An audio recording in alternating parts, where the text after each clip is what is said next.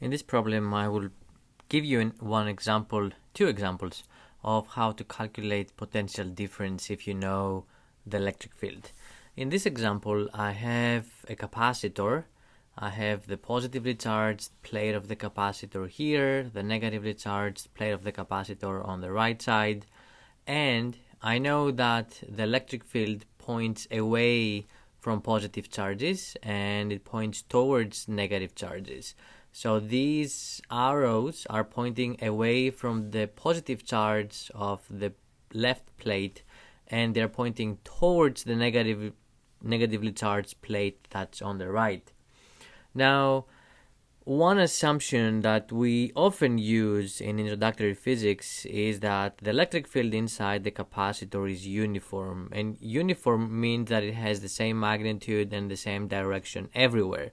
Now, this is not entirely true, but it is true in some cases, and in particular it is true the closer you are to the center of the capacitor. So, in this problem, all the work I'll be doing in this problem is within the context of this assumption that the electric field is the same everywhere inside the capacitor. And that's why I've drawn these 5 arrows with the same length and they point in the same direction. Now, that's the coordinate system I'm using. The origin is here, x is to the right, positive y points up, and z, if you want to know, z goes out of the board towards u. I have chosen 3 points, A, B, and C. This is A, B, and C, and I also know what the coordinates of those 3 points are. I do want to remind you the theory for finding potential difference is the negative of the area under the field position graph, and this is specifically for an algebra-based physics class where we don't typically use integrals. Now, but if you are familiar with integrals, this is the same as finding the negative of the integral of E dot dr.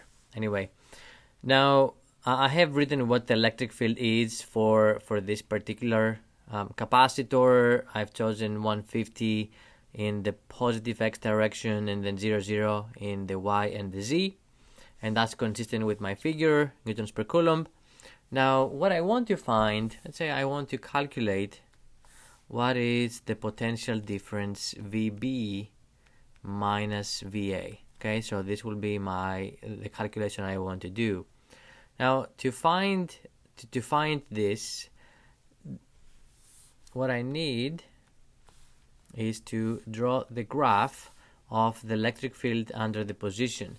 Now, because I'm going from A to B, okay, VB minus VA means that B is your final, that's your final, and A is your initial. Okay, whenever we calculate the change, it's always the final minus the initial. So really, in this calculation, I'm going from A to B, and that means that this would be my displacement vector. I'm going from A to B, and I'm calculating with this path the VB minus VA. Now, because I'm moving in the x direction, the graph that I need is really the graph of EX as a function of x. So that's what I'm gonna do here. This is the x-axis,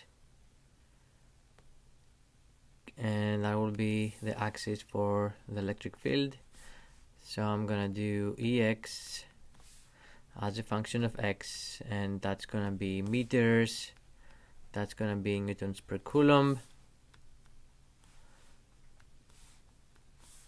I know that as I said before, the electric field inside the capacitor is uniform, so it has the same magnitude and the same direction, and uniform is shown on the graph as being a constant horizontal line at 150. Now, point A has an x of 0.01, so this will be 0.01. And then B is a little bit further down with 0.04. So that's A and that's B. Now, what I need to find VB minus VA, I need the area under that. And really, I need the area from here to here. Okay, because this is point A and that is B, that's my electric field, that's the area that I need.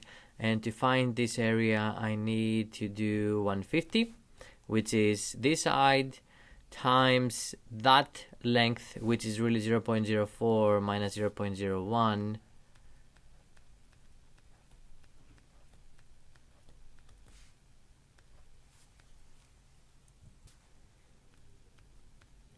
And that is 4.5. Now, I know from theory that the potential difference is negative of that area, so that means VB minus VA is equal to minus 4.5 volts. Now, let's say, okay, I want to change the problem a little bit. So that's how you do VB minus VA. I also want to show you how you'll use the same theory if you wanted to calculate VA minus VB. In that case, A would be your final and B would be your initial. So for this calculation, you would do minus 150. Your final, which is the X of A, so that will be 0.01. minus your initial, which is B, which is 0.04, and this, in that case, this would give you a plus 4.5 volts. Because you will get one minus from here and one minus from there, they will cancel out, you will get plus 4.5 volts. So the order of the two, whether you do VB minus VA or VA minus VB, that order is important because it shows you what's your final and what's your initial. And the way that you take it into account is here. What's the final and what's the initial. And that really, at the end of the day, that determines the sign, whether the potential difference is negative or positive. Alright, now that was it for VB minus VA. Let's say that now I want to calculate VC minus VA, and VC is a different point from A. Now here I'm going, since C is the final and A is the initial, that means that I'm going from here to there. And this trip is along the y-axis. So what I will be doing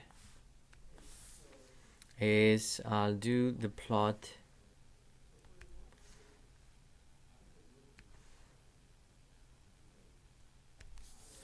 so this is going to be my EY, again newtons per coulomb. This is going to be the Y in meters. Okay, and now let's see what that graph looks like. So this is the electric field, and I need to plot EY, the Y component of the electric field, as a function of Y. This is the Y component of the electric field. Before, I took the X component because I was doing EX as a function of X. Now, because my trip is along the Y-axis, I need to do the Y component of the electric field as a function of Y. And that is always 0. In this case, it is always 0 because the electric field inside the capacitor is uniform and always pointing in the positive X direction. So as you go from A to C, the electric field will always be 0. And that is the graph of EY as a function of Y. Now, point A has a Y of 1, and point B is here with a Y, point C, is here with a Y value of 1.3 meters. So this is A and this is C. What I need is the area under this, and that area, because my EY component is always 0, that area is always 0, and that means VC minus VA is equal to exactly 0. Now, and you can, if you want, you can think about having a point D that is somewhere at a different Z location, so a little bit closer to you if you want, along the Z axis, and in that case you would be using EZ as a function of Z, if you were calculating VD minus VA, that is, and you would find that VD minus VA is also 0. The only way that you can change the electric potential inside the capacitor is if you're moving from one plate to another. Okay, so your potential, your electric potential, will change along the x-axis, but it will not change along the y-axis or the z-axis for that matter.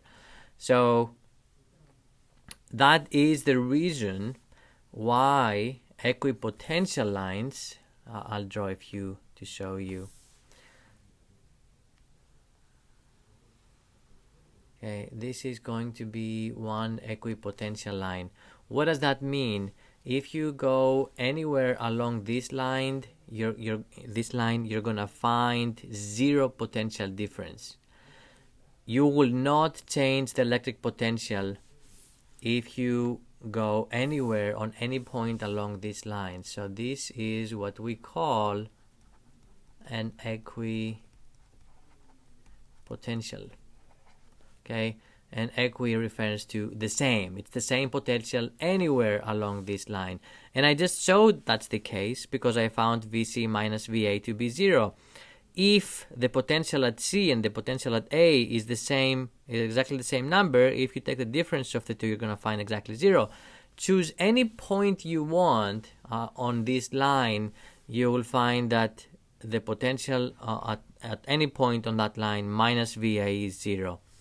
Now, you can do a similar calculation, not for VA minus VC, but for VB, say, minus VD. You choose any point here, you're going to find that the two will have the same. Let's do.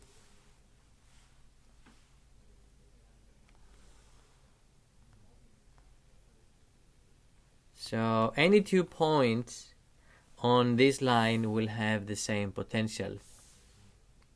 That's another equipotential here. And then you can draw one more. If we want, let's say somewhere here, that's another. Okay, let's stop here. That's another equipotential.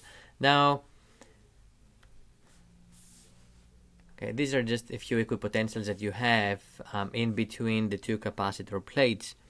Now, anywhere on this line I have the same potential, anywhere on this line I have the same potential, and anywhere on this line I have the same potential. But the potential on this line and this line and this line are all different.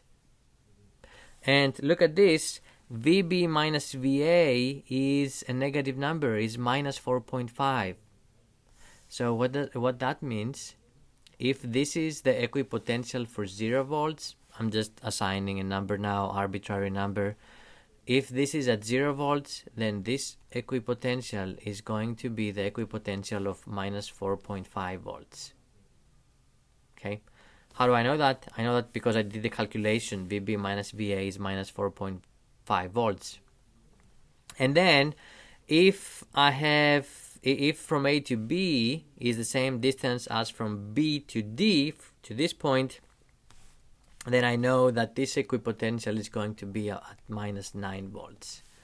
Okay, and this shows me if I move a distance of, what is it, 30 centimeters to the right, I have a drop off on the potential by 4.5 volts. If I move another 30 centimeters to the right, the potential will drop by the same amount.